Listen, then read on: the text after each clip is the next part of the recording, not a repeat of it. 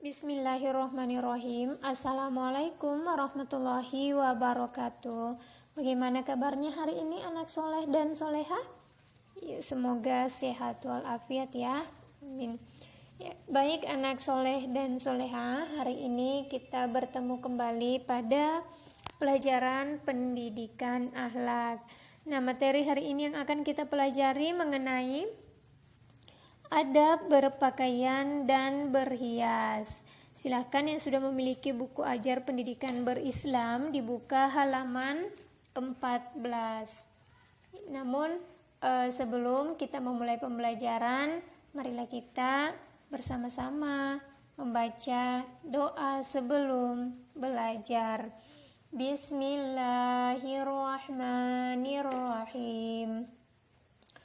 Allahumma inni as'aluka ilman nafi'an wa rizqan thayyiban wa amalan mutaqabbala.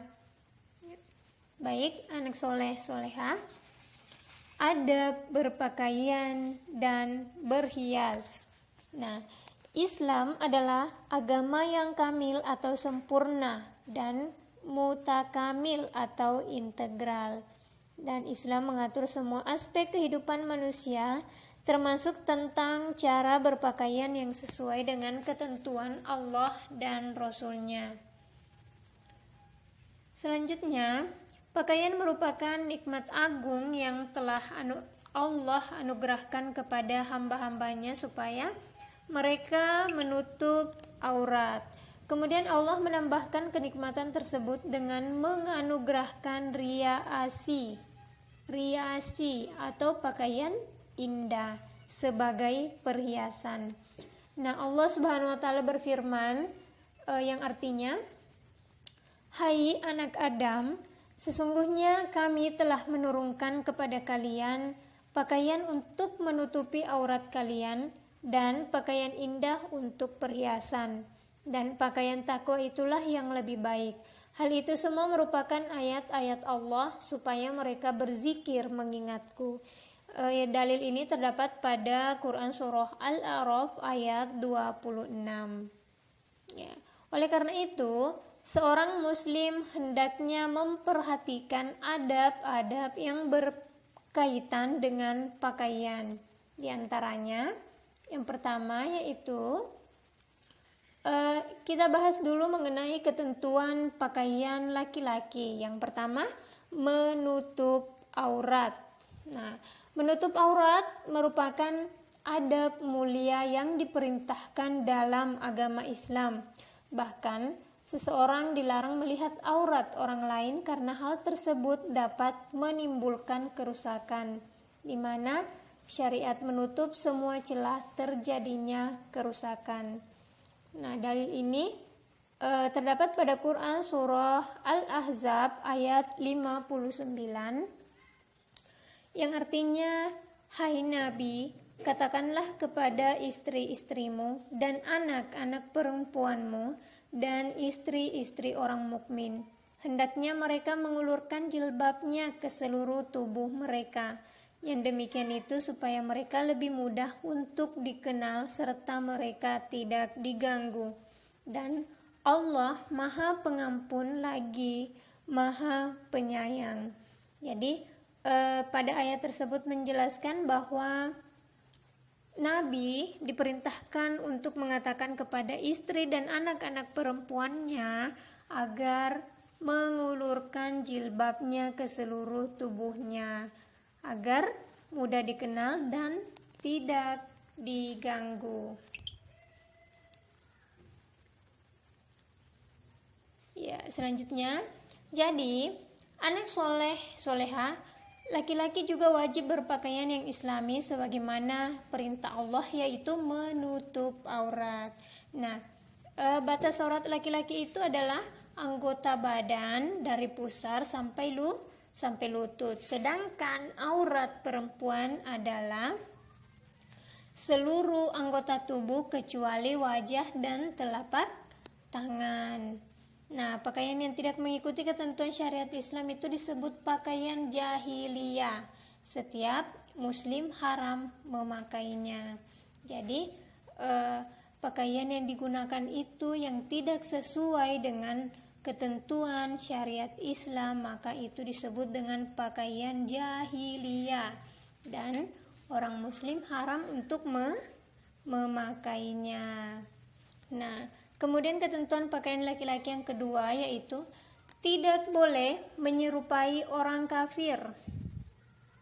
Di antara sikap yang seharusnya dimiliki oleh seorang muslim ialah berusaha menyelisihi setiap urusan orang-orang Yahudi, Nasrani, dan orang-orang musyrik atau Hindu, Buddha, dan selainnya. Nah, penyelisihan ini mencakup juga penyelisihan dalam hal berpakaian. Rasulullah Shallallahu Alaihi Wasallam bersabda,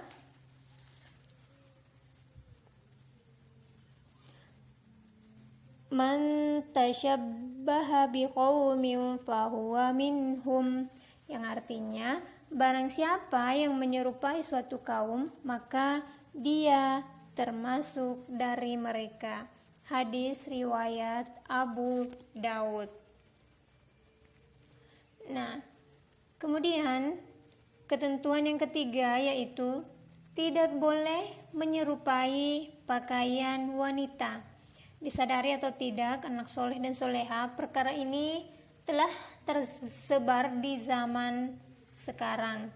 Kita banyak mendapatkan sebagian pemuda yang menyerupai kaum wanita dalam berpakaian, berhias, dan memilih warna.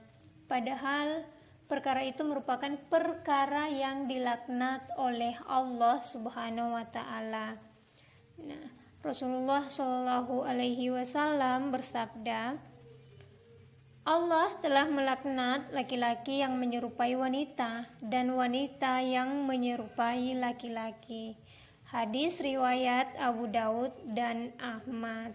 Jadi anak soleh dan soleha, di zaman sekarang itu sudah banyak pemuda yang menyerupai pakaian wanita seperti warnanya, ya.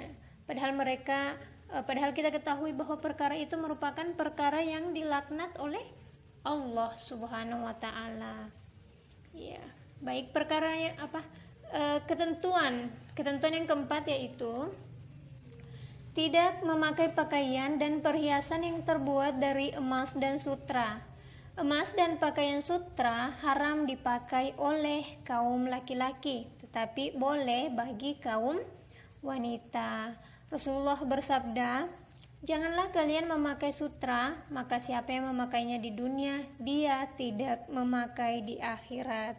Jadi, emas dan pakaian sutra itu hanya boleh dipakai oleh kaum wanita, tapi tidak untuk kaum laki-laki.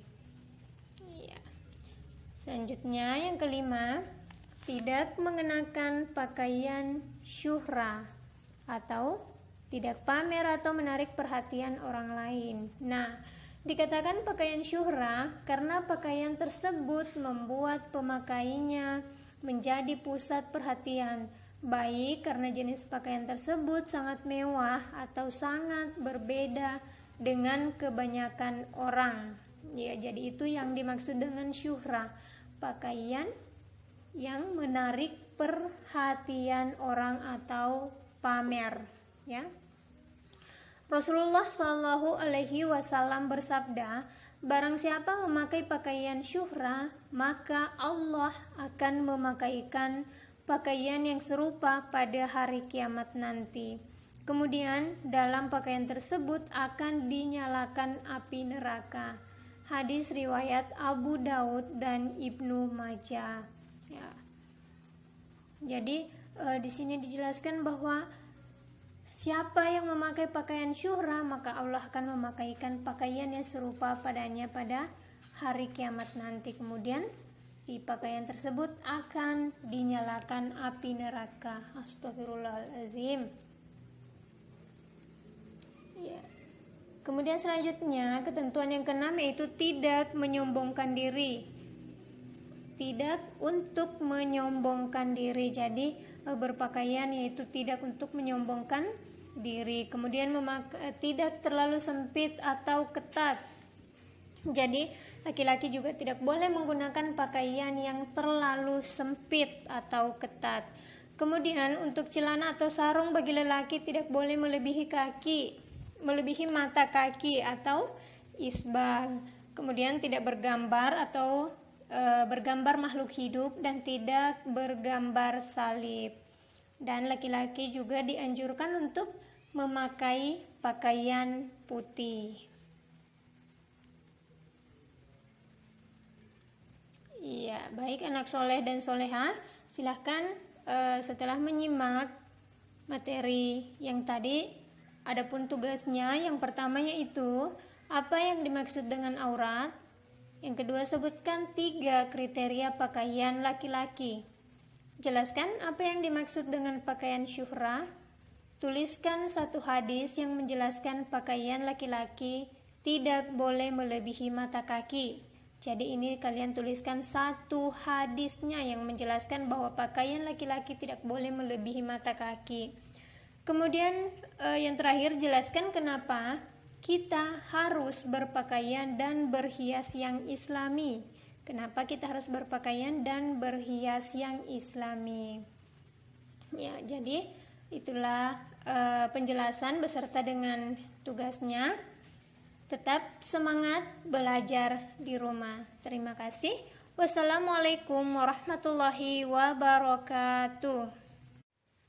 Bismillahirrahmanirrahim. Assalamualaikum warahmatullahi wabarakatuh. Bagaimana kabarnya hari ini anak soleh dan soleha? Ya, semoga sehat walafiat ya.